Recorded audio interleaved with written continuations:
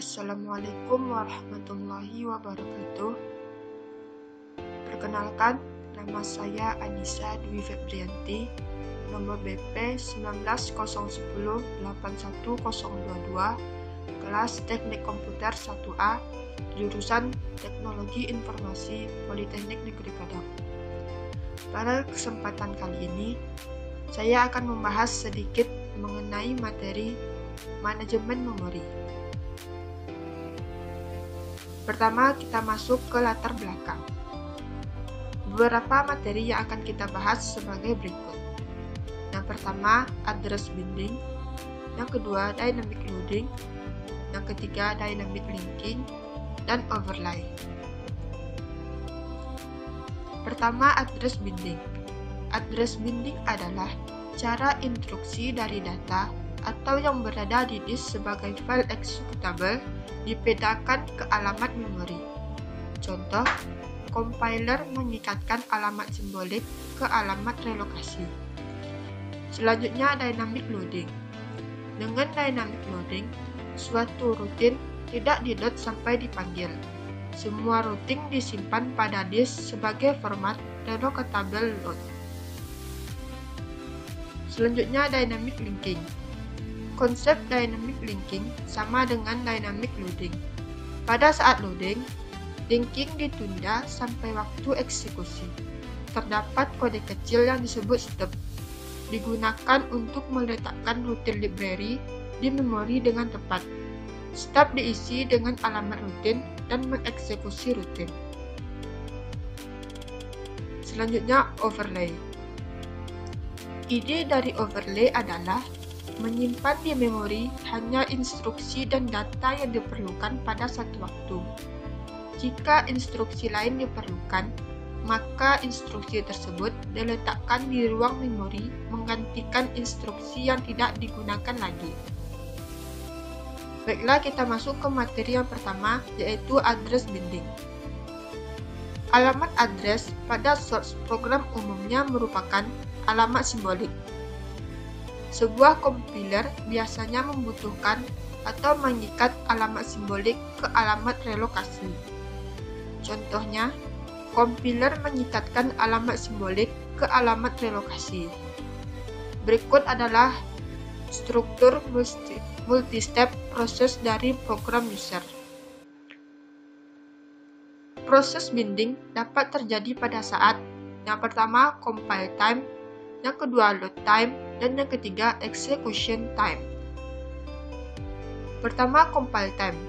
Proses binding dapat terjadi bila diketahui terjadi pada waktu kompilasi, misalnya lokasi awal di mana proses berada di memori. Yang kedua, dapat dibangkitkan kode absolut. Jika alamat berubah, maka perlu kompilasi kode lagi. Selanjutnya, load time. Proses binding dapat terjadi jika waktu yang dibutuhkan saat kompilasi, kecuali kode relocatable harus dibangkitkan. Kedua, jika alamat awal berubah, kode usernya hanya perlu di-reload yang berhubungan dengan perubahan nilai. Selanjutnya, execution time. Jika proses dapat dipindah selama eksekusi dari satu segmen ke memori ke segmen lainnya, maka pengikatan harus ditunda sampai runtime, memerlukan hardware khusus. Selanjutnya, dynamic loading. Mekanisme dasarnya, pertama, program utama di-load dahulu dan dieksekusi. Kemudian, bila suatu rutin perlu memanggil rutin lain, rutin yang dipanggil lebih dahulu diperiksa apakah rutin yang dipanggil sudah di-load. Jika tidak, relocatable linking loader dipanggil untuk meload rutin yang diminta ke tabel memori dan mengupdate alamat dari program yang mencerminkan perubahan ini. Keuntungan dari dynamic loading. Pertama, rutin yang tidak digunakan tidak pernah di-load. Oleh karena itu, metode ini berguna khususnya bila kode dalam jumlah besar diperlukan untuk menangani hal yang jarang terjadi seperti routine error. Yang kedua, tidak memerlukan pendukung khusus dari OS Metode ini menjadi tanggung jawab user atau programmer OS hanya perlu menyediakan beberapa rute pustaka untuk implementasi dynamic loading. Selanjutnya, dynamic linking. Dalam suatu OS yang hanya mendukung static linking, sistem language library diperlukan seperti objek modul lain dan dikombinasikan dengan loader ke dalam binary program image. Dengan dynamic linking, stub atau yaitu bagian kecil dari kode yang mengindikasi bagaimana mengalokasikan memori resident library routine dan tepat jika routine tidak tersedia pada saat itu, termasuk image dari setiap library routine reference. Dynamic linking biasanya digunakan dengan sistem library seperti language subroutine library. Dengan dynamic linking, linking ditunda sampai waktu eksekusi. Selanjutnya, mekanisme dari dynamic linking. Pertama, bila stub dieksekusi, akan memeriksa apakah routine yang diperlukan sudah di memori. Kedua, jika tidak, program reload ke memori. Stub kemudian mengganti dirinya sendiri dengan alamat dari routine dan mengeksekusi routine. Dengan skema ini, semua proses yang menggunakan language library mengeksekusi hanya satu kopi dari kode pustaka. Dynamic linking membutuhkan beberapa dukungan dari OS. Contohnya, bila proses-proses di memori utama saling diproteksi, maka sistem operasi melakukan pengecekan apakah routine yang diminta berada di luar ruang alamat. File dynamic linking berekstensi SJS atau DRF. Selanjutnya kita masuk ke materi overlay. Metode-metode sebelumnya membutuhkan keseluruhan program dan data dari sebuah proses harus berada pada memori fisik untuk proses mengeksekusi. Teknik overlay biasanya digunakan untuk memungkinkan sebuah proses mempunyai jumlah yang lebih besar dari memori fisik daripada alokasi memori yang diperuntukkan. Ide dari overlay adalah menyimpan di memori hanya instruksi dan data yang diperlukan. Harus di-load ke ruang yang ditempati sebelumnya dengan instruksi yang lama tidak diperlukan. Berikut contoh soalnya. Diketahui tupas assembler yang dipartisi ke dalam sejumlah komponen. Masing-masing membutuhkan sejumlah memori sebagai berikut. Untuk load keseluruhan dalam satu waktu, membutuhkan memori 200K. Jika hanya tersedia 150K, maka tidak bisa dieksekusi. Dengan menggunakan overlay, routine dibagi dalam dua overlay. Yang pertama, overlay A, terdiri dari simbol tabel, common routine, dan pass 1, atau membutuhkan total 120K. Kedua, overlay B, terdiri dari simbol tabel, common routine, dan pass 2, membutuhkan total 130K. Dengan menambah overlay driver atau membutuhkan total 10K. Berikut adalah struktur dari overlay pada tupas assembler.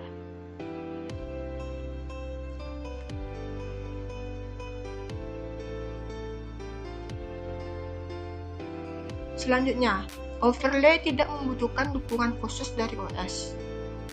User dapat mengimplementasikannya secara lengkap menggunakan struktur file sederhana, membaca dari file ke memori dan meloncat ke memori, kemudian mengeksekusi instruksi read yang lebih baru.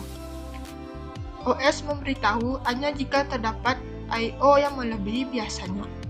Selanjutnya, pengguna overlay terbatas untuk beberapa sistem yang mempunyai jumlah memori fisik terbatas dan kekurangan dukungan HW untuk teknik yang lebih lanjut.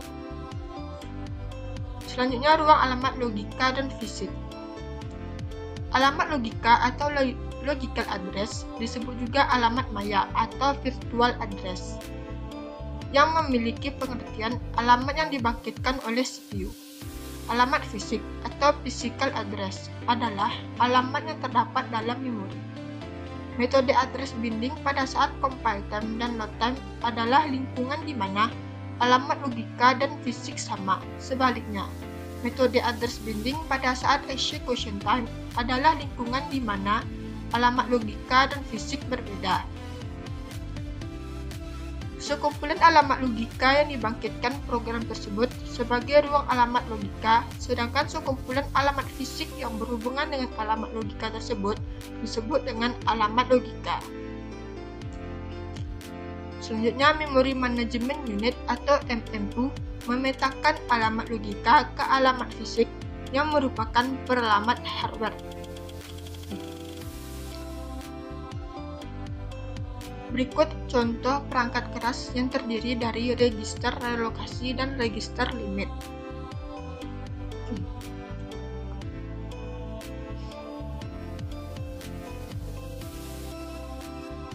Selanjutnya kita masuk ke materi swapping. Proses dapat diswap atau ditukar sementara keluar memori ke backing store dan kemudian membawanya kembali ke memori untuk eksekusi lanjutan. Penukaran dapat terjadi pada lingkungan multi-programming dengan penjadwalan CPU round robin.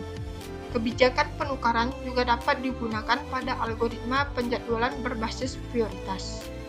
Umumnya, sebuah proses yang di-swap out akan menukar kembali ke ruang memori yang sama dengan sebelumnya. Penukaran membutuhkan sebuah backing store.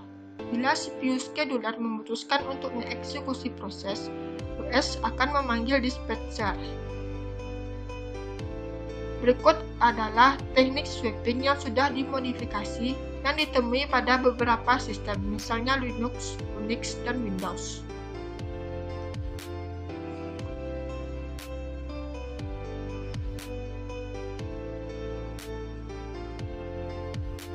Materi selanjutnya, pengalokasian berurutan.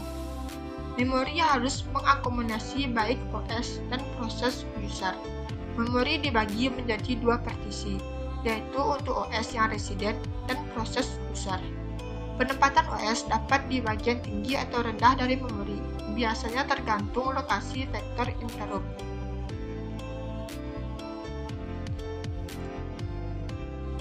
Single Partition Allocation. Pada skema ini, diasumsikan OS ditempatkan di memori rendah dan proses user dieksekusi di memori tinggi.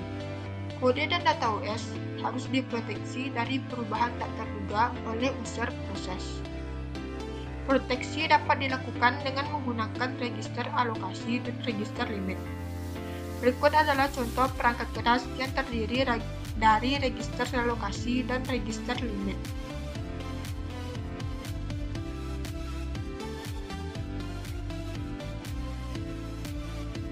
Selanjutnya, Multiple Partition Allocation. Mengizinkan memori user dialokasikan untuk proses yang berbeda yang berada di input queue yang menunggu dibawa ke memori. Terdapat dua skema, yang pertama partisi tetap dan yang kedua partisi dinamis. Pada MPT, OS menyimpan tabel yang berisi bagian memori yang tersedia dan yang digunakan. Mula-mula, semua memori tersedia untuk proses user sebagai satu blok besar atau large hole. Bila proses datang dan memerlukan memori, dicari hole yang cukup untuk proses tersebut. Bila ditemukan memori manager, mengalokasikan sejumlah memori yang dibutuhkan dan menyimpan sisanya untuk permintaan berikutnya. Selanjutnya, fragmentasi eksternal dan internal. Fragmentasi eksternal terjadi pada situasi di mana terdapat cukup ruang memori total untuk memenuhi permintaan, tetapi tidak dapat langsung dialokasikan karena tidak berurutan. Fragmentasi eksternal dilakukan pada algoritma alokasi dinamis, terutama strategi first fit dan best fit. Selanjutnya, fragmentasi internal terjadi pada situasi di mana memori yang dialokasikan lebih besar daripada memori yang diminta, sehingga terdapat sebagian memori untuk satu partisi tertentu. Masalah fragmentasi eksternal dapat dipakai. Kasus terjelek akan terdapat memori bebas antara setiap proses. Bila semua memori merupakan satu blok bebas dan yang besar, dapat menjalankan beberapa proses lagi. Baiklah, sekian hasil dari presentasi saya. Semoga dapat bermanfaat bagi kita semua dan dapat menambah pemahaman kita tentang manajemen memori. Bila ada kesalahan atau kekhilafan, saya mohon maaf. Saya sudahi dengan Assalamualaikum warahmatullahi wabarakatuh.